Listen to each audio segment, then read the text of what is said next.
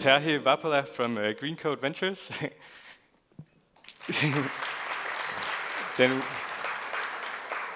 we have Malin Carlström from Climentum Capital. And then Morgan Sheil from World Fund.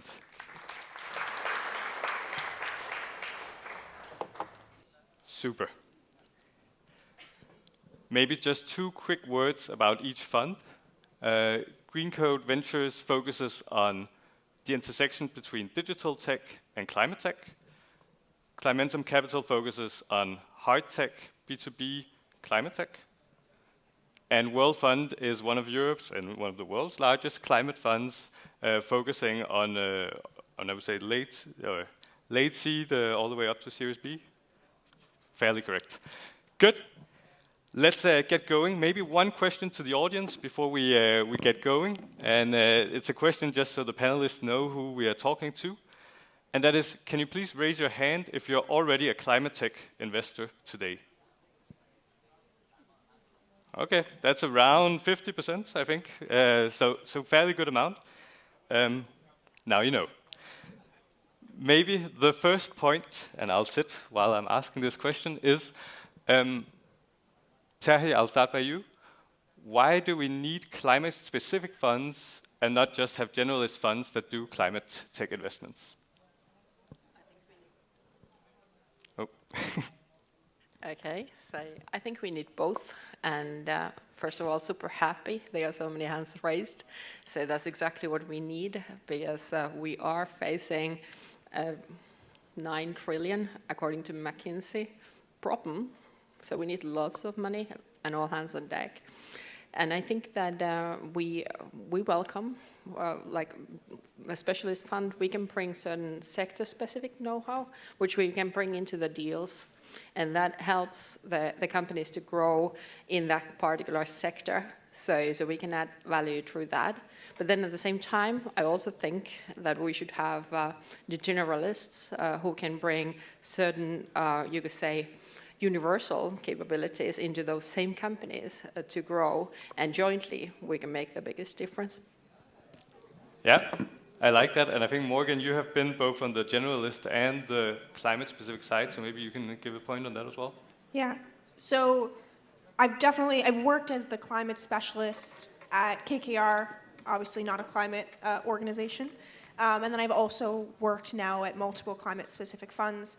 And I think the real answer is that we need both, but it's really, really important that we maintain expertise. So, just like if you're investing in biotech, you need people who aren't just finance people, but you need people who have PhDs in biology, who have pharmacology experience, who have that technology background. And I think climate is very similar, that it is very specialist, and you need people with industry backgrounds. You need people who just don't have that straight finance background.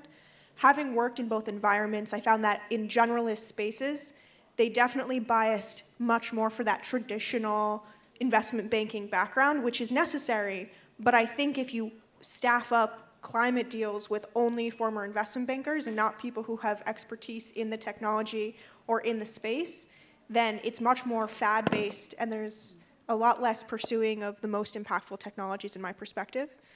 So I think a couple of years ago, that's why we also saw there was this big rush of money into climate and a lot of generalists who were investing there for the first time. And you saw a lot of trends like carbon accounting fundraise a ton of money, when I would argue maybe some of those companies aren't the most impactful in the world.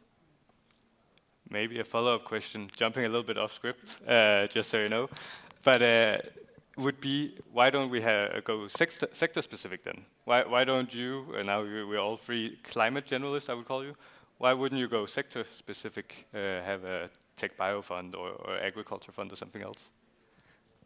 I mean, we have sector focus within the fund, right? And then you have macro trends trending along, with AI, sensors, IoT, whatever, and then you dip down into these verticals on the climate side. But I would also argue with the pure climate tech funds like us, we have a dual carry system, so we are measured on the actual factual CO2 impact. And when we do the investments as an Article 9 fund, we make sure prior to doing the investment that it is actually impactful. So it's moving the needle. It's not yet another food waste app because it doesn't cut it. And that's also why we end up with hardware investments, because it's an atom-based problem with climate. So you can't solve it with the electrons, right? You need to solve it with atoms. And then you end up in these hard tech type investments. So, Yeah, similarly, a lot of the expertise we bring to the table is around impact measurement and evaluating, like, do we think this company is actually going to be saving emissions into the future, or is it something that's just going to be solved as the grid decarbonizes kind of naturally in Europe, for example? Or is this, to your point, not even fixing anything if it's just an app online that isn't creating real change in the world? And so that expertise runs across all, like, it's industry agnostic in building those models and that expertise. You want to go? Maybe also I say we also come from a narrower spectrum of where we come from. So energy and mobility are our core, and then we have built environment and industrial solutions in our focus. And we also agree there are a lot of things which go across, but typically those are the sectors where you have biggest need for decarbonization. So if you want to try the impact, those are the sectors. But we also believe that many of the big industrial players in those sectors already have figured and that they need to do their own investments, either through the tech which is coming from the hardware-focused funds, or building their own.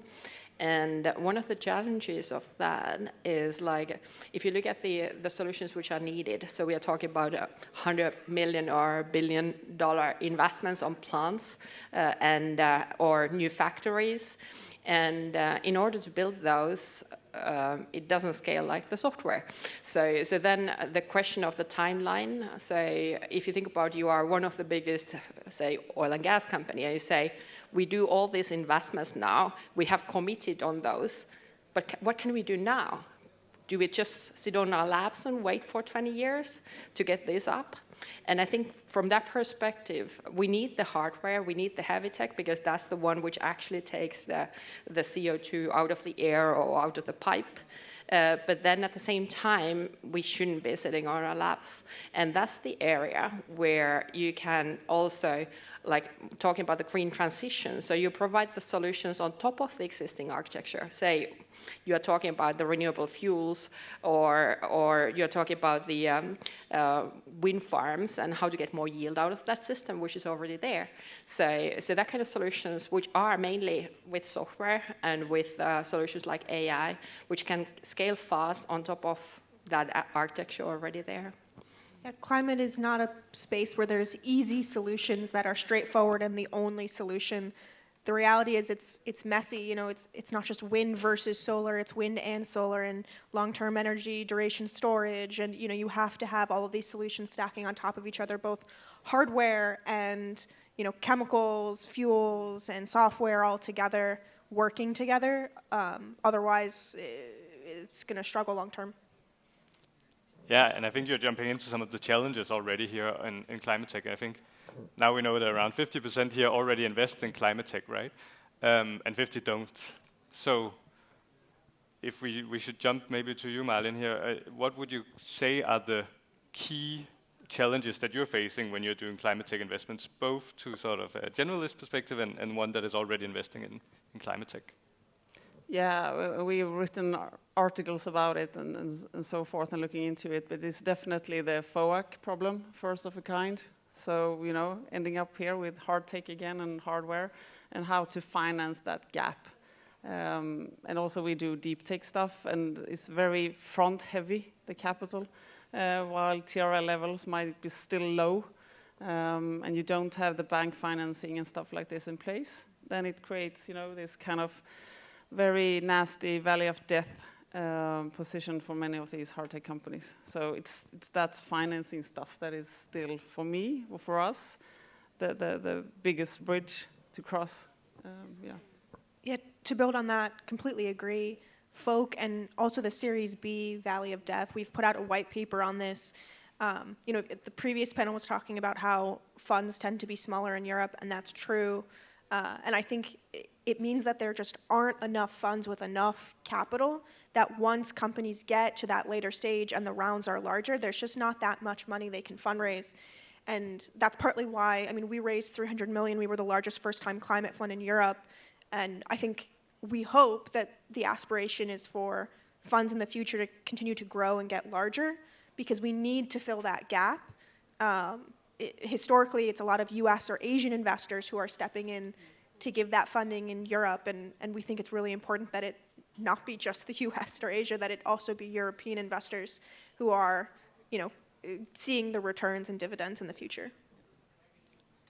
Yeah, and I wish I could put on a MAGA hat now and do the whole Trump play here, but we'll not do it. I think it's better for everyone. But if we then take these perspectives, both the challenges and what you're doing already now, and look at it from a Trump perspective, I think maybe both Malin and Terhi, you have a bit more of a European perspective. Morgan, you have some US perspective. So maybe let's start on the European. Do you want to start, Terhi? I can start. So a colleague of mine just happens to be in the US at the moment. She's in a board of one of the big oil and gas majors. So kind of a perspective, I was asking this question also from her. So the purpose of doing things is for the jobs and for the business. So the bottom line impact, not necessarily on let's save the planet, but let's save the business. And then focusing on areas of renewables and fossils, not either or. So these kind of topics, of course, are up. So I think for us, we've already had that with one LP discussion, like don't talk about the impact, talk about the business. And I think that whole perspective already says what the issue is. So even if we do good for the planet, we need to do good business, because otherwise it doesn't have an impact. So we need to build those companies which are simply better, so that I think it was Pale Blue Dot who said it first time I heard, like even the guys who don't believe in climate change still want to invest or buy from those startups we are building because they are so good that they help them to build top line or bottom line, and it's good for the planet. That's the type of solutions we need in this sector. And I think Europeans, we have many good tailwinds on this area still. So looking at the areas of focus on these solutions related to decarbonization, we have also mentality, which is looking at solutions with purpose, and also the founders who want to build that. So I think this could be quite interesting for European startups and VCs, but there is certainly a backslash also, what we can see. Yeah, drill, baby, drill. I think that, Trump is, I don't know if he's necessarily anti-renewables or whatever, but he's definitely pro-business. So whatever makes business sense for him, which is kind of refreshing, to be honest. Coming back to unit economics, businesses that make profits and don't need subsidies, right? Because all this subsidy stuff will probably disappear to a large extent. He will promote base load power. I think we're going to see much more gas. I think in the short term, nuclear in the longer term. All these AI giants want to build these computer centers and all of this. So that's on the more practical level. And I think, companies that don't survive on subsidies, they will do just fine, I think. But for the other ones, it might be a rude awakening. And I think wind and solar on the intermittency of that is also maybe not in the focus area of Trump and his administration. So, yeah.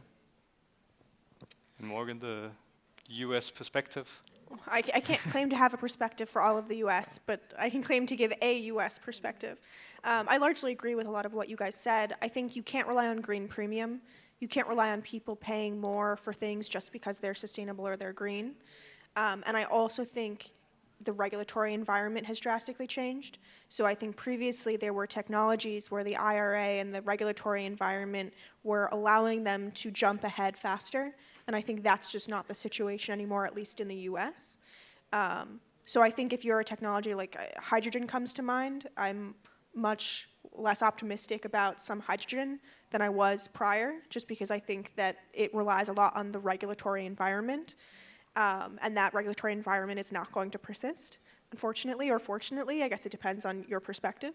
So I actually think there's a real opportunity in Europe, because I think that there are startups that maybe would have gone to the US as like a place to scale first, that now may be more interested in expanding and scaling in Europe first, just because of all of the uncertainties. So I think that if Europe is able to move quickly, be nimble, and move capital, that, you know, not only from a startup perspective, but also potentially from an LP perspective.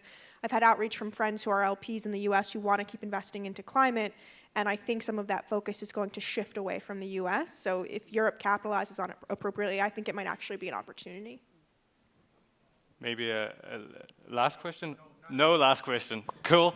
Okay, but maybe just to round up, thank you very much, all three of you. I think maybe the key takeaways I would have from this debate, which is always nice to remember when you leave here, right, would be, first of all, there's something about Europe being a future market, or already a strong market, but a stronger market in climate tech.